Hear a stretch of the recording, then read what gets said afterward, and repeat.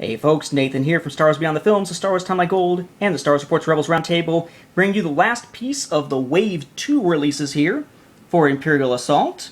We have Boba Fett, Infamous Bounty Hunter. This is a $10 expansion with one miniature in it.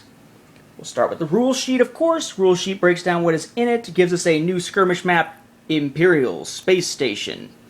On the other side, it gives us a side mission, Predator and Prey.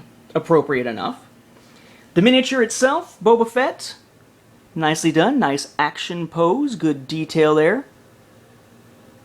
Right, probably one of my favorite miniatures so far in Imperial Assault. Then, of course, to use him, you'll need a deployment card. Then we have another of these skirmish upgrades, like with Kane Somos, called Explosive Armaments. We have the agendas, or agenda cards for Soldiers for Hire. We have Predator and Prey to go with the mission, the one that gives you Boba Fett as an ally, by any means necessary, and no disintegrations. We then have our skirmish missions, data run, and targeting computers. We have 3 command cards, Capture the Weary, Jump Jets, and Mandalorian Tactics, with 1 condition card with no token to go with it, Weakened, again introduced in Twin Shadows.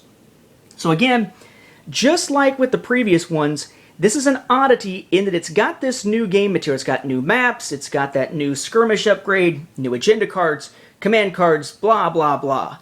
But at its core, if you're looking at this as a way to buy a miniature, this is another case in which Twin Shadows had the deployment card, but instead of having a miniature, had a token to go with Boba Fett. Now, you got the card and a miniature for Boba. I think in this case, it may be the miniature that tilts people towards buying this as opposed to letting it sit on the shelves.